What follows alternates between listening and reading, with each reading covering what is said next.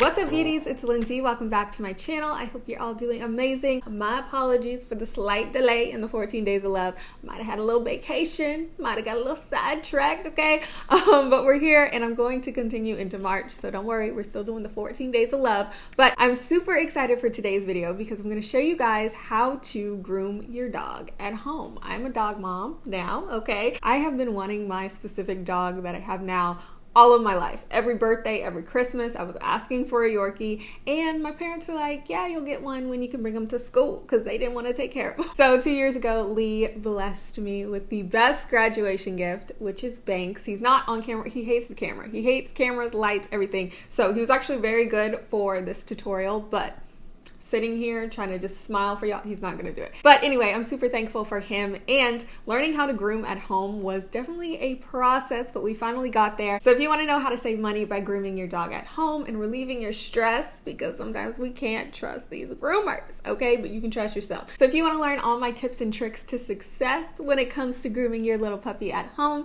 keep on watching. Love me, feel so numb, ride me.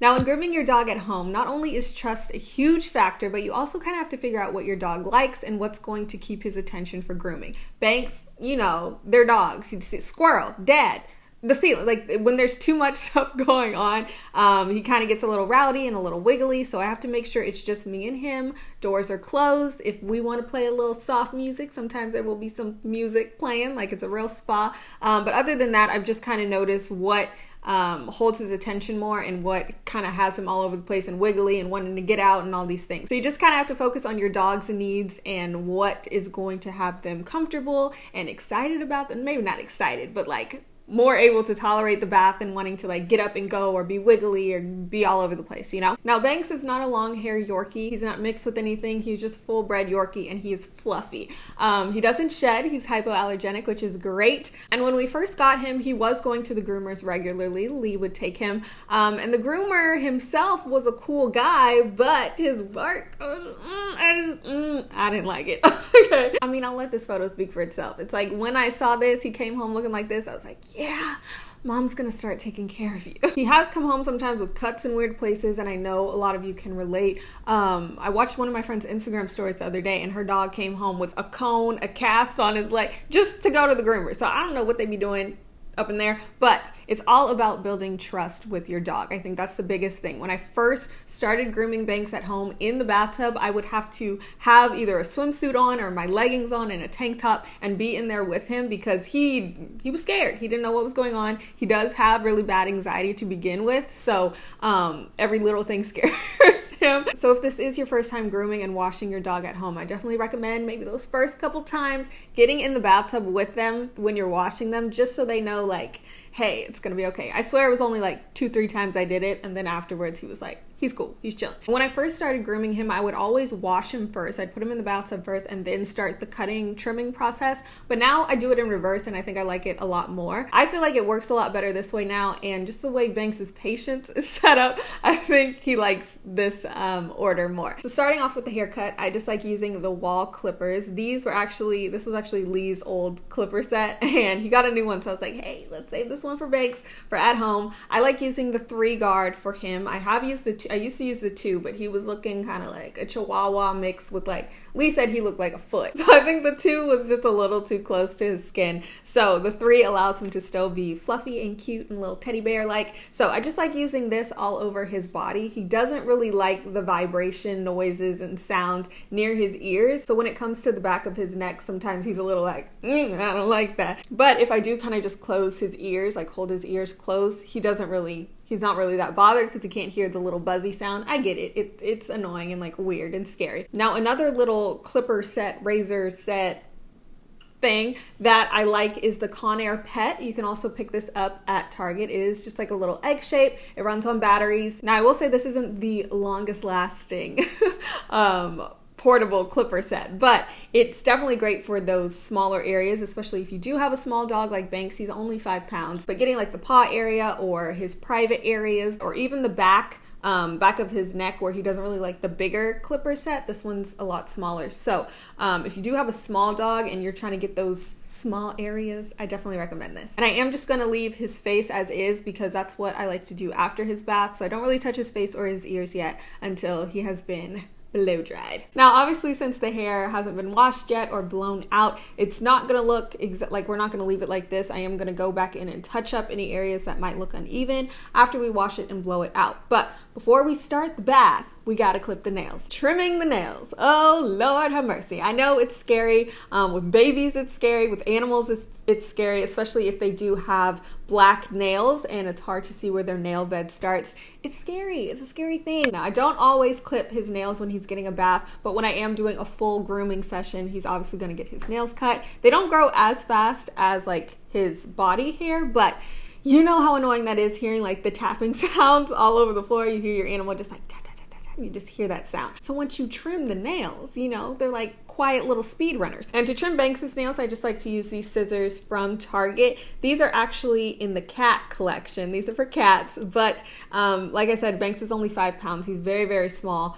And that bigger one that looks more like a guillotine looking like device, I know that's gonna freak him out, and we could do some damage with that. And I don't want to do any damage. I don't want to be bleeding and stuff like that. So I do just use the cat one. They do say don't use cat products for dogs, but I'm telling you, I know my dog, and I know that dog nail clipper is just like too big. It's the one where the clamps are on the side and you like press the clamp.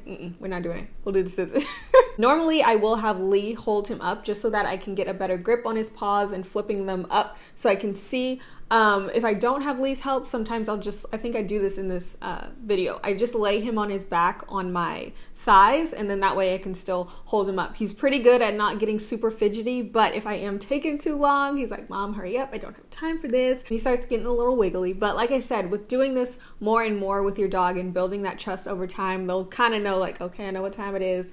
Go girl. Now the thing with Banks, okay, he's a Pisces, okay? And he's over it real quick, like super over it. So in this video, I am grooming him on the floor. A lot of times I will actually groom him on the bathroom countertop just so that we're eye level, and then when he wants to lay down or he's like, Mom, I'm over it, like let me go, he gets in these weird positions where it's hard to groom him just because of how he's laying or sitting. So I recommend doing it on the countertop just so that you are eye level with him. But like I said, for this video, I'm doing it on the floor. I'm sure if you have a bigger dog, on the floor is probably more ideal. I don't know. I don't have a big dog, but yes, countertop. All right, so now it is time to wash your puppy. He was not a huge fan of baths when it first started out. He's also very much like me in a lot that we do, but especially baths. It's like if the water is not warm enough, he's not gonna cooperate. So gotta make sure the water temperature is warm enough for his liking. Then it's just time to shampoo. I always shampoo and condition him twice. I like getting the 2-in-1s. This one's actually a 4-in-1 because it just makes the bath time a lot shorter for them. They already don't like baths, so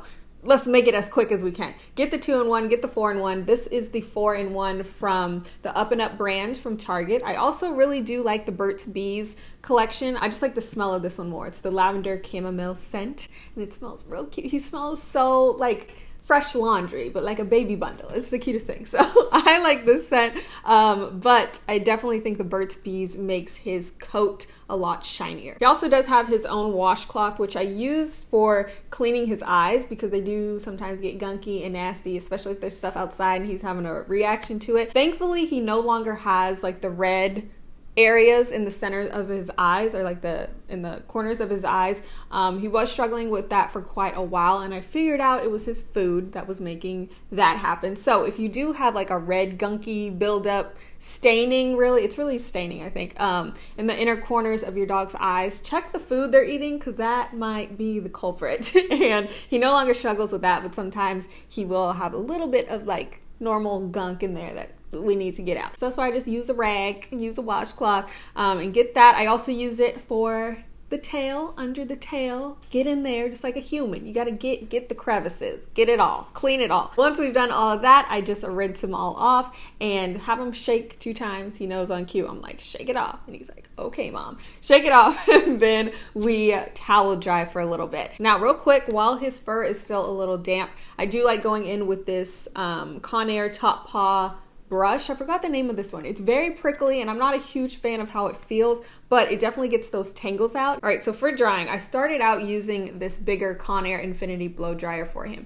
He didn't like the sound. It was huge, obviously. I think it's the same size as him, but it was very loud and he was not rocking with it, okay? And then we moved into towel drying as much as possible and then rolling around on the carpet and just having it done that way. His hair actually looks really cute when he does that. It's kind of got a little curl to it, but obviously that's not ideal to have your dog rolling around your living room carpet. So I thankfully now have this mini travel size InStyler blow dryer that you can pick up from InStyler. I've got everything linked below, by the way, just letting you know. Now this is actually for humans for travel purposes, but this is just a mini blow dryer that I think works perfectly for smaller dogs. When I used this on him, he was still trying to get away a little bit, but he wasn't as like fidgety and trying to run and covering his ears and everything. So I think because it's not as loud and it's not as large, he can tolerate this one more. So like I said, this one's from InStyler and I can get him fully dry within maybe like 10 minutes. Really, it's his face that takes a while to dry. So yes, love using this. It also lights up blue on the back. Hello, cute. And like I said, we are going into the face and the ears that need to be groomed still. Now I just like using the wall scissors that came with the clippers to get the ears and in the inner corners of his eyes. Now he's almost 2. He'll be 2 in March 8th. But his ears still don't stand up. I don't know if they're going to stand up. I have thought about taping them, but I was like, you know what? You're kind of cute with your floppy ears. Just have your floppy ears and go. So I do have to flop them up and hold them to trim around the ears. Now there is an easier way to trim your dog's ears. If you just fold it and then cut on one side, then it's even on both sides, but do whatever is comfortable for you. I don't really trust myself fully with that part of it. I feel like I'm gonna like trim his ear skin or something. So I do kind of stay away from that technique. Just kind of do whatever is comfortable to you. And then for around his face to just kind of give him that teddy bear cute look, I just like using the rounded scissors. These are from Top Paw. I picked them up at PetSmart. And like I said, this is great for achieving that rounded look. I'm still kind of learning the teddy bear cut thing. I just recently got these. I used to cut his whole face with the flatter scissors, but these rounded ones make it a lot easier. And then they do have a rounded tip, so you don't have to worry about accidentally poking him in the eye or cutting skin or anything like that. So I get under the chin, around the face, and yeah, just kind of the back of the ears as well to give him more of that rounded teddy bear cute look. I also use this to round out around the paws as well. I did trim them previously, but like I said, after the blow dry, sometimes things will look a little uneven. So I use this to do the touch-ups as well. If I want the paws more rounded, if I want his back hair to look a little more straight or rounded or whatever, these are good for all over the body, really. So that is all for the grooming process, and you can throw on a cute little chain, a little sweater, whatever. Also give your dog treats during this process, especially if you're first starting out. You do want to warm them up to it. Like I said, trust. It's all about trust. Give them treats. Let them know it's okay. This is fun. You're going to smell great and look great afterwards, and definitely be feeling yourself afterwards. He definitely has a whole different demeanor. Like, don't talk to me. Just got this fresh cut.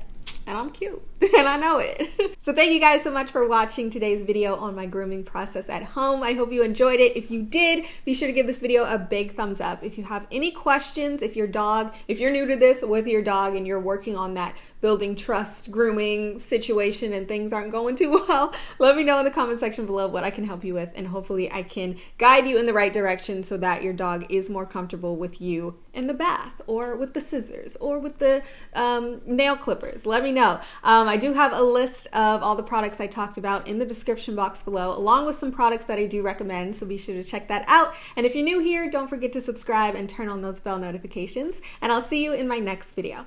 Bye, y'all.